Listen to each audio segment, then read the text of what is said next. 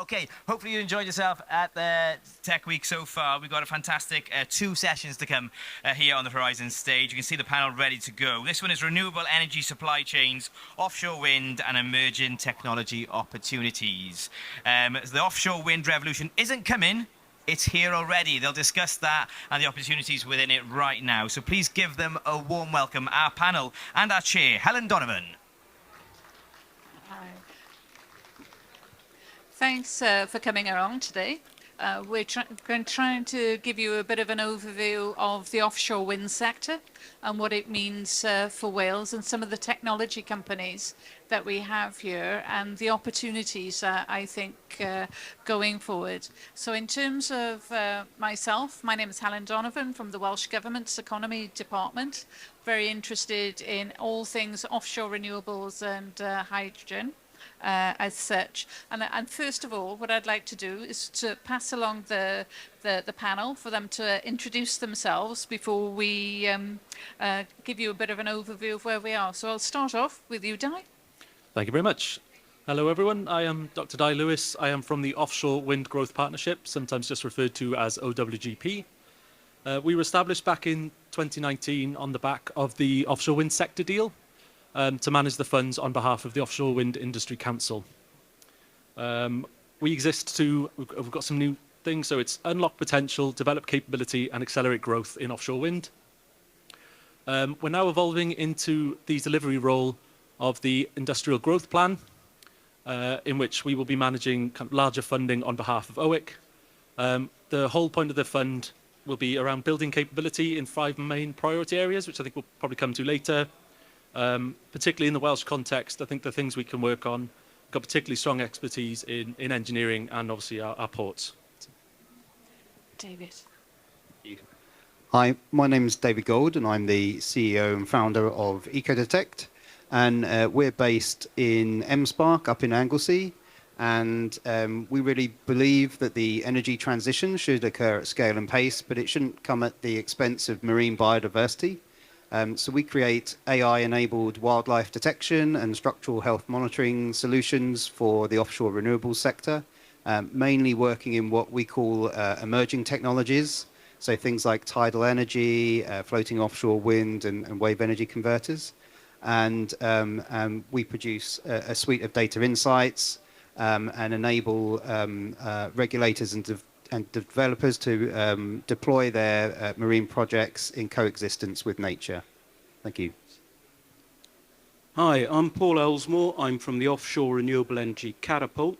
We are the UK's leading research and technology organisation for offshore renewables. I'm personally based in Pembroke Dock with a small team that majors on supporting Welsh SMEs demonstrating their new technologies in the waters around Pembroke Dock. Afternoon, everyone. My name is Graham Foster. I'm the CTO of Marine Power Systems. We're a Swansea-based developer of technology for putting wind turbines out into deeper, rougher water further from shore. Great, thanks very much. I think what I'd like to do as a starting point is to just give you a bit of an overview of what offshore wind is and the fact that it's an opportunity that's right now and today. So Renewable UK is the UK's sort of offshore wind sort of trade body as such, and they're actually tracking over 1,500 offshore wind projects globally there. But what's really interesting at the moment is the fact that they've got over 88 gigawatts worth of operational wind here, and the UK is the second largest market. So it's a very established market for offshore winds with a potential capacity of over 94 gigawatts to 2050, of which over 15 gigawatts are actually in the water at the moment. This is forecast to treble over the next couple of decades as well. So in terms of Wales itself, we've got 3 existing fixed offshore wind farms off the coast of North Wales. that has really actually coalesced a little bit of a cluster where 240 people are actually employed at the Port of Boston, servicing the offshore wind farm sector off the coast of North Wales. Besides those 3 existing sort of farms in Welsh waters, we've got an additional dozen in the Liverpool Bay area and in the northwest of England and the west coast of Scotland as well. So we've got that existing sector in that area. We've got a new sector off the South Wales coast referred to as the Celtic Sea. That's in slightly deeper waters as some of the projects there. And you've got an opportunity with those 3 projects that have been recently announced by the Crown Estates to look at different technologies and in deeper waters. And this is what we want to explore on the panel here today, is the emerging technologies and the challenges that we have to address those going forward as such. So what we've actually worked with the likes of the Offshore Wind Industry Council and the Catapult to look at what is the supply chain opportunity for the UK, and that is something that we're really interested in terms of local content, etc. And in the recent sort of report that was published in terms of the UK, they've got a serviceable market in the region of £270 billion. Then that is a massive number for the UK to handle. And what I'd like to explore today really is look at the job opportunities that go along with that. Because at the moment, we've got about 40,000 jobs associated with the offshore wind sector in the UK, which Renewable UK have done a guesstimate in such that we've got about 9,000 of those in Wales, which shocked me because I didn't realise it was quite so high. But obviously we've got a lot of businesses here that are doing work elsewhere in the UK. So one of those companies that has done very well is Jones Brothers in North Wales. They've done a lot of contracting on the civil engineering side of things, on onshore contract sort of work as such. But the question I'd really like to pose to the panel this afternoon, what are the technology challenges of moving from near shore, where you can practically put your arm out and touch the wind farms in North Wales, to moving to deeper offshore wind developments?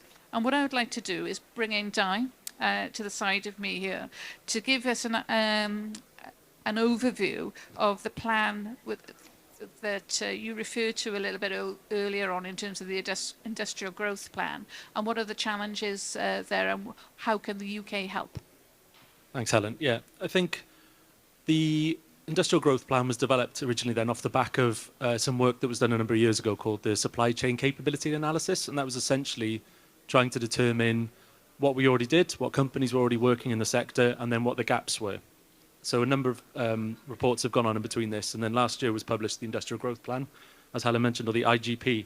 And within that, there are 5 priority areas that have been highlighted as the main areas for which we need to be building capability to really take advantage of the offshore, which is then distinct from the onshore wind turbines. So just for those who aren't aware, when we go offshore, obviously we have completely different structures going into deep water. We've got towers that need to be taller. We've got turbines that tend to get much, much bigger then because the wind capacity offshore is much stronger. So and the turbines basically just keep growing, which presents lots of challenges. So the 5 priority areas, high level, that were presented in the IGP were advanced turbine technologies. So basically, how do we build larger, more efficient turbines that we can just basically boost our output and try and just cut the costs of actually producing a turbine. The second is industrialized foundations and substructures. So basically, we need to be able to scale and standardize the manufacturing of all of these systems, basically everything structural that's under the waterline. The third would be future electrical systems and cables. So how do we get the energy to shore from these really long distances? So we need novel cable technologies. We're looking at things like high voltage DC cables. We also then need dynamic cables offshore, which are completely different to the fix that we have so far, and the mechanical properties around how you actually put these things in the water becomes much more complicated. The fourth is smart environmental services. which is still burgeoning because it's all about data science and data collection.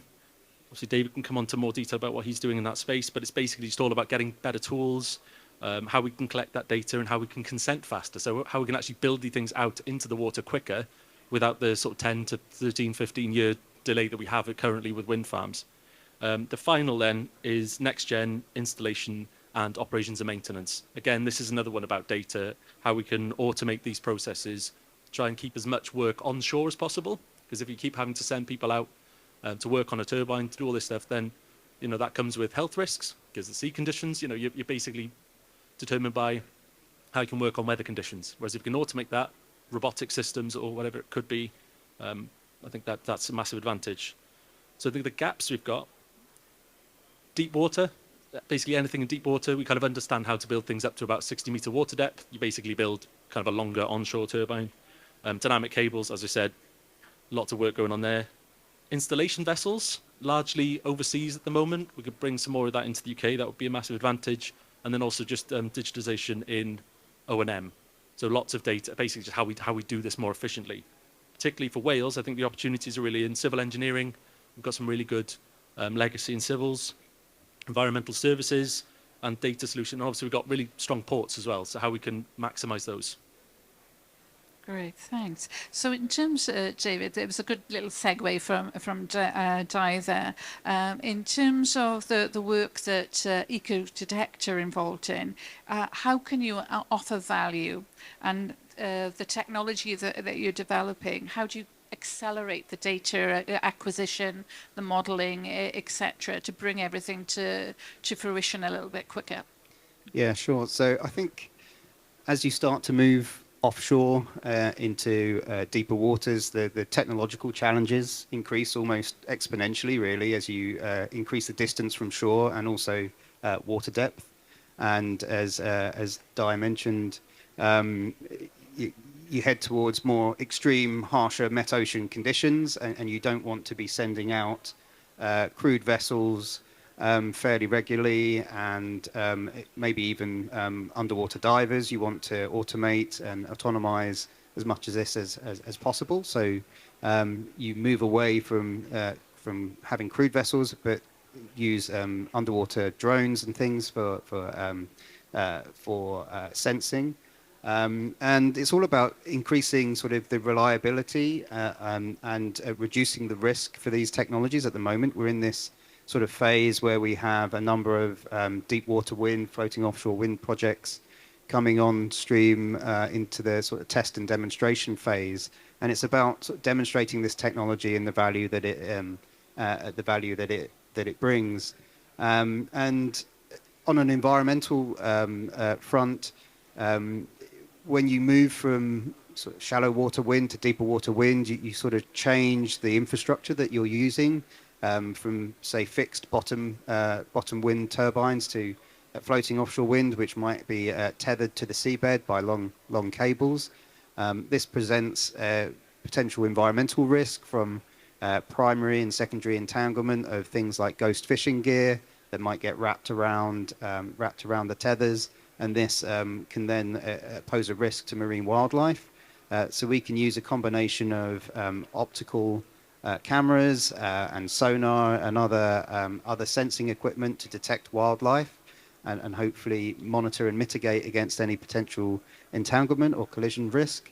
And we can also start to develop automated structural health monitoring solutions. So we use a network of sensors to pick up on things like strain and fatigue within the cables, and also other sort of failures that might occur along the cable depth, and then sort of produce a real-time digital twin of what's going on the turbines and the platforms, and we're able to send that data on to the end user, and they're able to mitigate against anything that's sort of going wrong, rather than sending out people to inspect that manually. Yeah. Would you say you'd save a lot of time with that process than doing it manually? Certainly saving a lot of time, and also reducing a lot of the unnecessary data that might be collected. What we find is that is that a large volume of data is collected, and most of it is fairly unnecessary, and we use machine learning to process that data and just pull out the key insights. And it's a silly statistic, but we're finding it is as much as 99% of the data that could be acquired is not really telling you what you really need. And then we can put various tools and mechanisms in place to reduce that data storage, and that brings down a sort of a cost and time-saving implication for developers themselves. Well, that's really exciting, really, in terms of a development. Paul, in terms of your experience with the Catapult, how have you seen the environmental monitoring side sort of develop over time, and what sort of opportunities do you see going forward? Well, there are opportunities right now as well as going forward. I think one thing I would like to say is we're talking about technologies now. I think there's 4.5 gigawatts licensed in the Celtic Sea at the moment. There'll be probably another 16, bringing that up to 20 gigawatts over the foreseeable future. And the potential installation in the Celtic Sea is much larger than that even. And I can almost guarantee that the last gigawatt that goes into the Celtic Sea will be unrecognisable from the first gigawatt that goes into the Celtic Sea. So between now and then, there's an awful lot of innovation to be done. There's an awful lot of new technologies that are in somebody's mind, maybe not even on a sheet of paper yet, that need to be brought forward if we're going to be successful in capturing the value in that supply chain over the next 20, 30 years. Right now, in environmental monitoring, I think the activities fall into 4 broad categories. So all of the leaseholders at the moment need to do baselining on their sites, and they'll do that in a proprietary way. They'll want to have information that they gather that they own, and they won't want to share it with anybody else because they're in a competitive situation at the moment. So that needs to be done. And that baselining could involve, and this is a second category, that would be site characterization. It could involve things like very specific geotech surveys to understand what kind of moorings they're going to need, to understand what the condition of the seabed is before they put their moorings in, because they'll have to have a story about what they're going to do to repair the seabed when they decommission. And they'll have to have that story in place before they can get their consents and actually go on to develop their projects. And the third category is ongoing monitoring. So in order to get their consents, they'll have to tell a story about how they're not going to do any damage.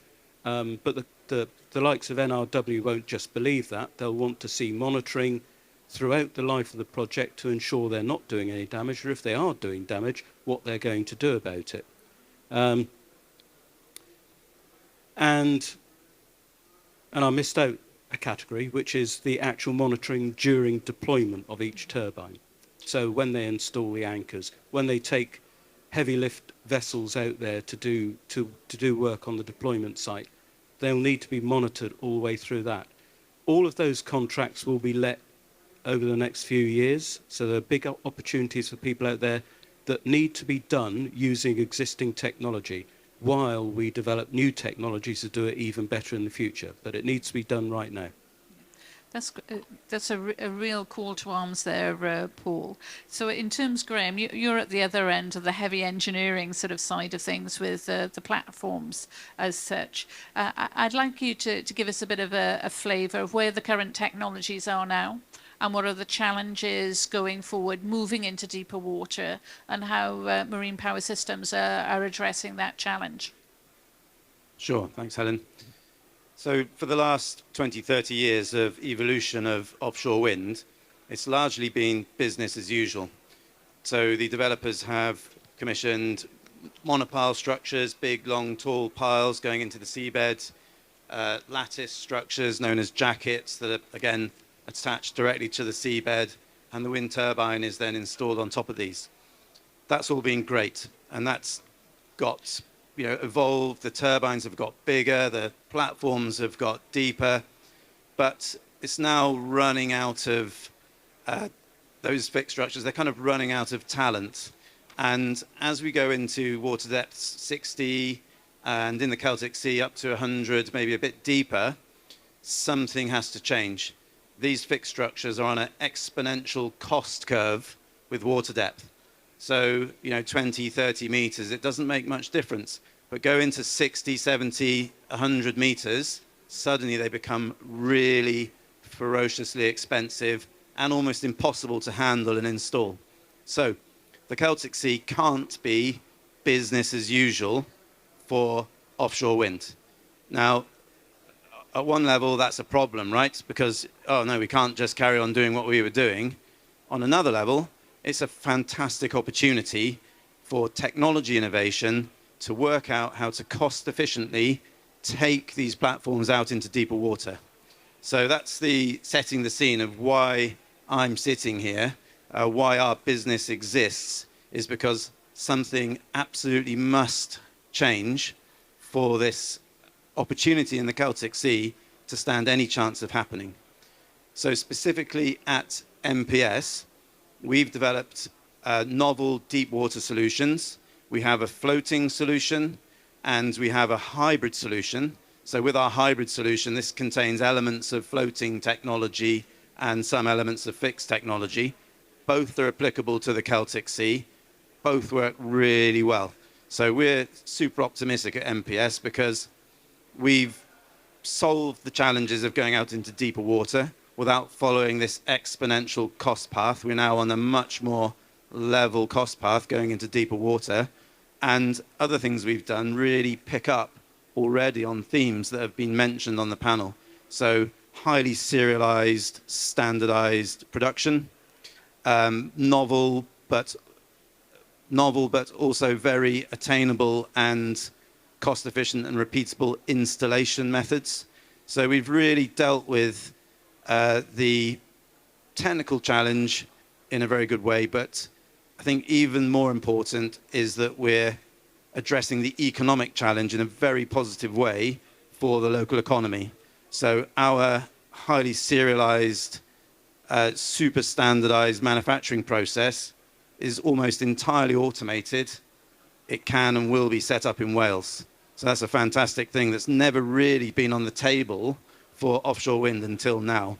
Furthermore, you heard Di mention about trying to recapture some of the opportunity for all of the vessel operations and the offshore installation.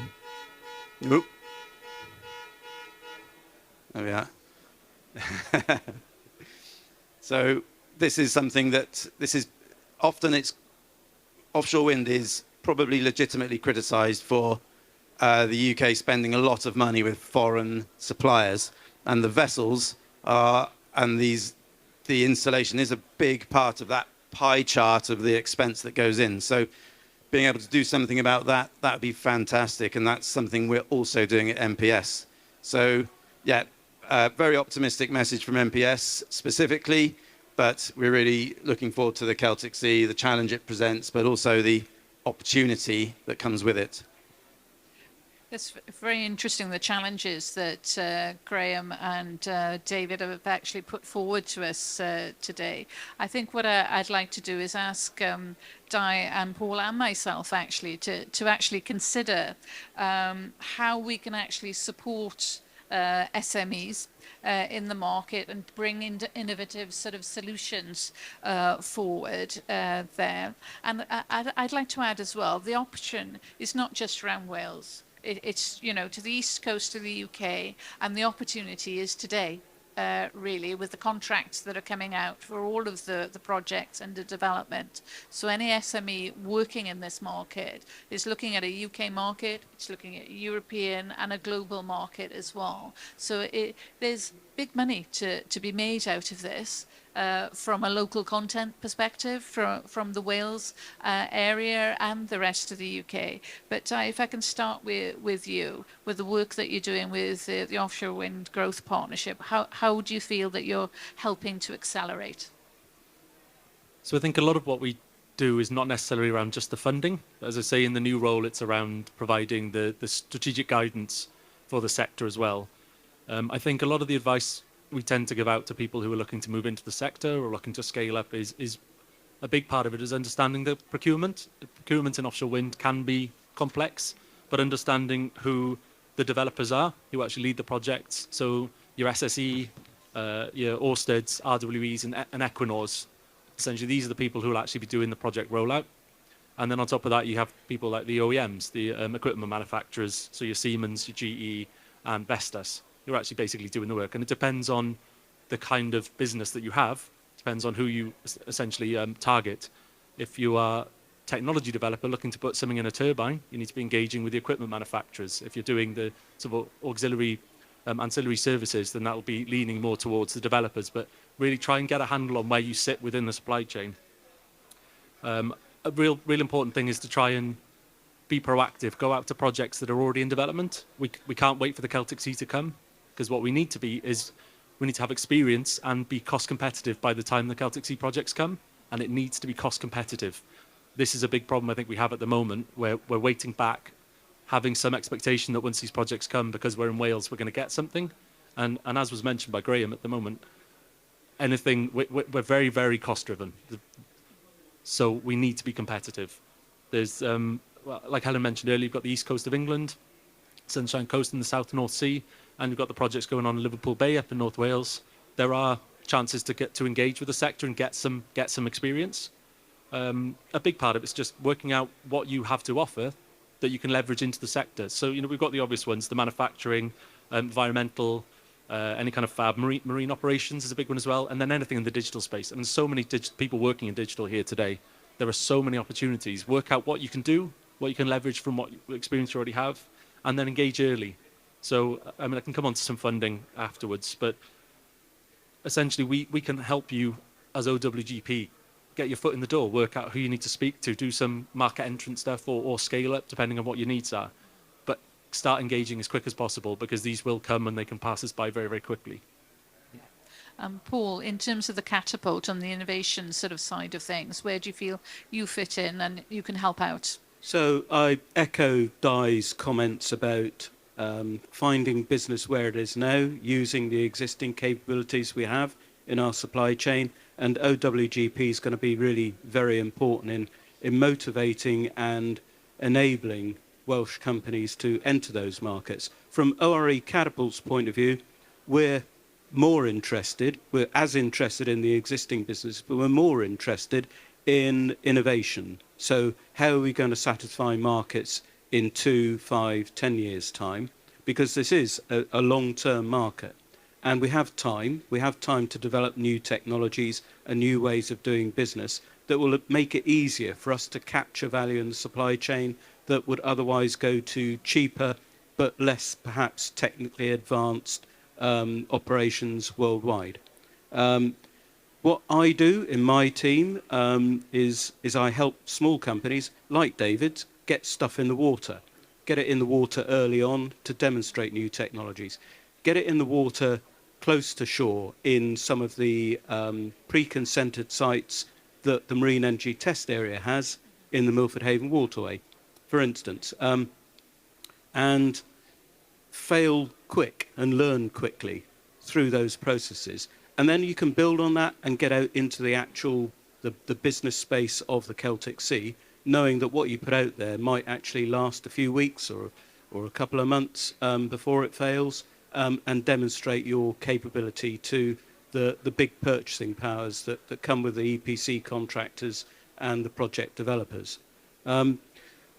Alongside what Di's described with OWGP, we also run some nationwide programs to help companies come through from early stage into being commercially usable companies for the big offshore developers. Programs like Launch Academy, which takes companies, small companies with clever ideas and doesn't just help them with their technology development, but helps them with their business development and understanding how they have to present themselves to procurement activities that come from the big wind farms. The Wind Export Support Toolkit, West, is another delivered by consultants to small companies who aren't necessarily in the offshore wind supply chain yet, but want to be. And those consultants have all the skill sets necessary to advise companies on where in the supply chain they might want to penetrate and what they'll have to do in order to penetrate that supply chain. And we run a lot of competitive R&D projects. So we're not, as an organisation, allowed to give grants to companies. So what we do is we build consortia of small companies and we help them bid for funding to do their research projects. Projects that we often get involved in delivering as well, maybe even project managing. So between us and OWGP, I like to think OWGP represents the commercial interests of the Offshore Wind Industry Council. They're interested in maximising the capabilities of their supply chain right now. We, as ORE Catapult, are more interested in us developing a supply chain that's fit for purpose in 10, 20 years' time. So we're on the innovation side. Between the two of us, we should cover all bases. Yeah, from a Welsh Government sort of perspective, we offer a wide range of business services covering just general help in putting together a business plan through to innovation. So we offer innovation grants up to about 350k for a company that's looking to work with the likes of the Catapult or with OWGP in taking their technology forward. So we can come on as a co-investor for some of the projects there. We've also just finished a pilot in North Wales that's part of the Offshore Energy Alliance, which I think, David, you were involved in, just giving people a bit of an overview of what is the offshore wind sector and how you could play in it. And we had some really good sessions delivered by manufacturers as well as some of the project developers to give a bit of an oomph there. We also do a number of trade delegations, not only overseas, but in the UK as well. And we've gone to places such as Global Offshore Wind in London and Manchester, and we've taken a lot of businesses with us. So there's an opportunity to join us at those events. And perhaps what I'd like to do is ask David and Graham for some of their thoughts. One on the Offshore Energy Alliance sort of introduction piece, and Graham, some of how you've used the trade delegations and some of our international trade services to help you out as well. Yeah, I mean, there's a lot of support out there, particularly in Wales. I think Wales has a really good ecosystem for supporting SMEs, particularly into the renewable energy sector. We've been really lucky to benefit from the Getting into Offshore Wind Accelerator program that was run by the Welsh Government. As Di said, you know, some of the aspects that we covered was looking into the procurement process and who are the sort of go-to tier one companies and how do you make inroads as an SME into that world. And also we've been working with Paul and the Offshore Renewable Energy Catapult team to test and demonstrate some technology. So we're looking to put some technology in the water when the weather gets a bit better in the spring, and that will really help us sort of push our business forwards with new products and new services. And I think really the UK has sort of first mover advantage for the growth of the renewable energy sector. We're doing a lot of stuff with tidal energy and floating offshore wind. And just in Wales alone with the Celtic Sea and some of the tidal energy projects there, there's a real opportunity to become a market leader in the renewable energy sector and then export a lot of the products and services that you're developing globally. So it's a really good place to be, and there's a huge potential for Welsh businesses to grow as the sector matures. Well, generally, the support that we've had at Marine Power Systems has been absolutely fantastic. Welsh Government, OWGP, Catapult, all sitting here, all have supported us, and we can demonstrate utterly tangible forward progress because of that support. So there's ongoing things we're working on right now around the manufacturing facility and other aspects of our business that have been supported. Fantastic. The international development support is just case in point of how that works. So a few years ago now, we went on our first trade mission to Japan. We initially had a little stand within a stand on the Welsh Government stand. We now have an office in Japan and a country manager in Japan and growing relationships with Japanese offshore wind developers and other businesses. More recently, we had a little stand within a stand on a trade mission in China. We now have a country manager in China.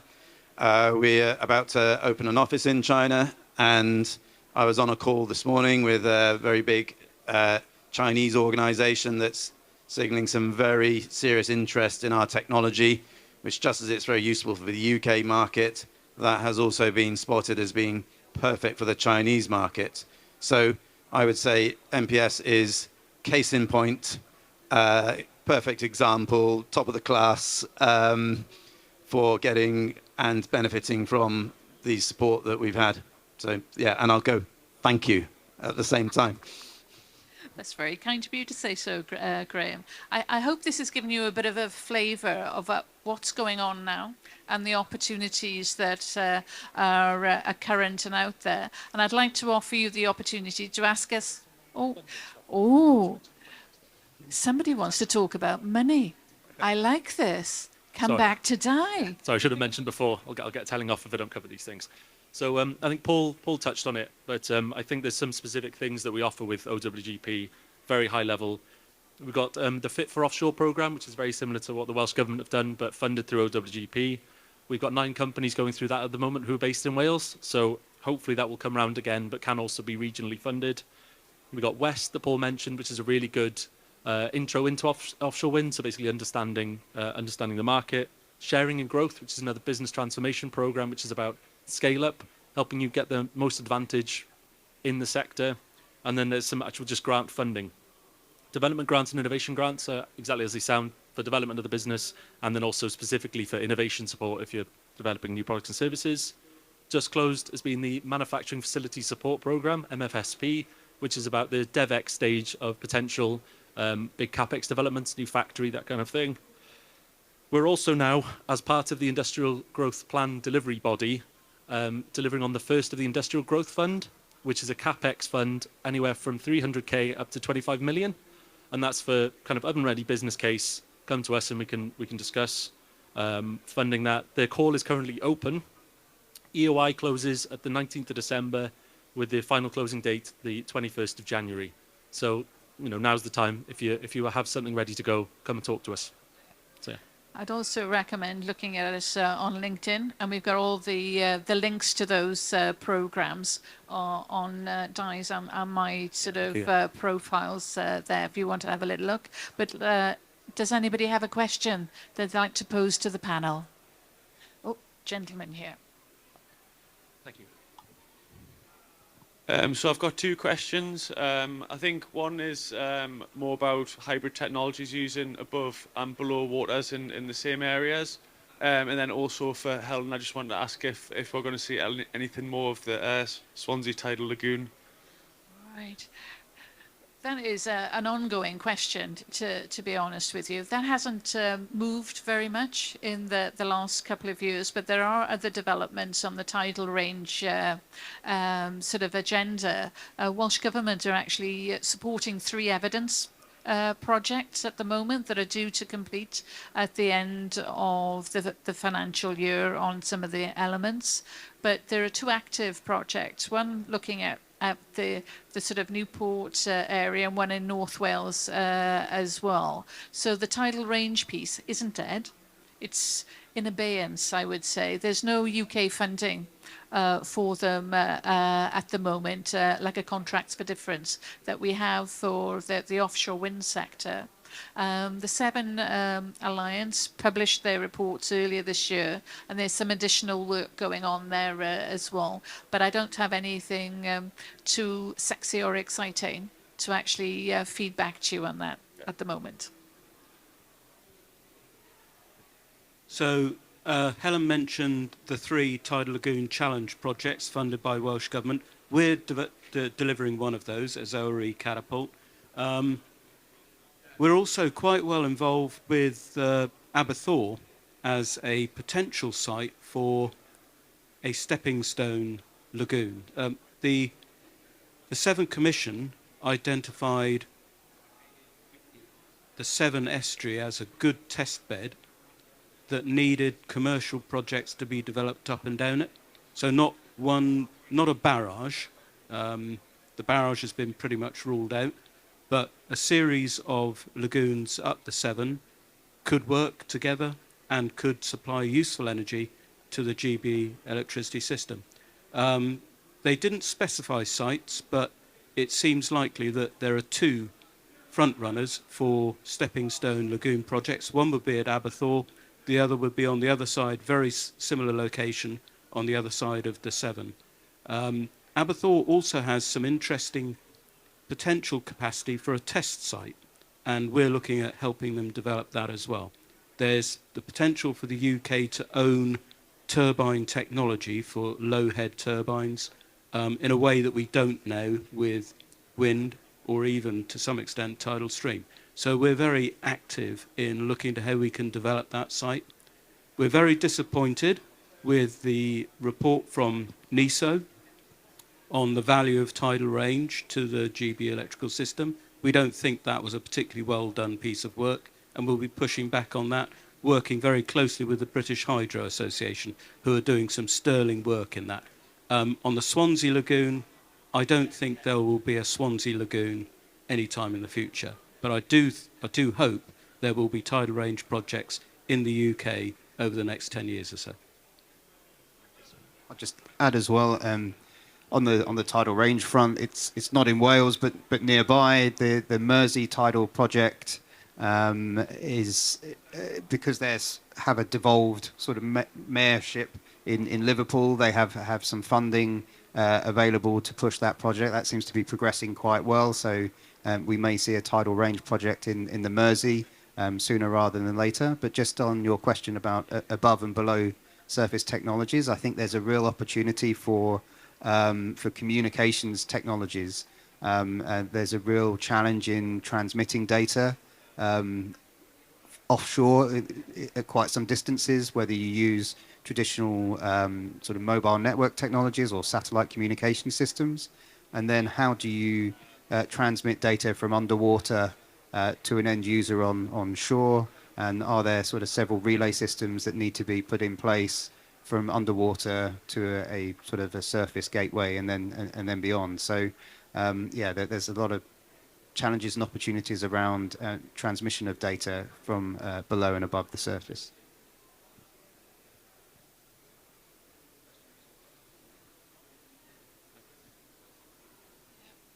Yeah. So anybody else have any questions for us? I think we've got time for one more before we wrap up and we have the little hook coming off from the side. No? Oh, gentleman there at the back there. Hi, my name is Emmanuel. I'm a graduate student from the University of South Wales. And we tend to find out, I did renewable energy and sustainable technology, but we tend to find out that from the classroom to hands-on experience and getting employed in your sector is hard, very, very hard, because most times, most companies ask you, have you got a certification for maybe an electrician?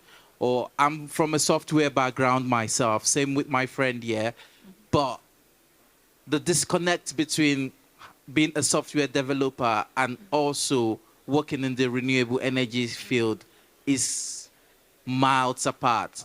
So my question is, how do you or how does stakeholders intend to bridge this gap and make it much more easier for us to get into the field and get a reasonable job in the field? Thank you. Yeah.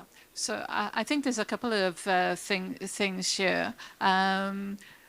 I know that David has that comment. There's some work going on with the Net Zero Skills Action Plan in Wales. Are you still at the college? Okay, so there may be some sort of support in terms of apprenticeships that we could offer there, or there's some other elements as well. But perhaps I can catch up with you afterwards, and I can take some details and put you in contact with someone, because we're crying out for the right people in this industry and this sector with the type of skills that you've gained from college. But I'll pass over to David. I think he's got one or two bits he would like to chat through. Yeah, it's a really great question, and there's a real skills gap of getting people into the renewable energy sector in Wales. And it's really great that you're interested in getting involved in that. As a company, we're really keen on having a social impact as well as an environmental impact. So we offer internships and work placements for people from Wales and the local community.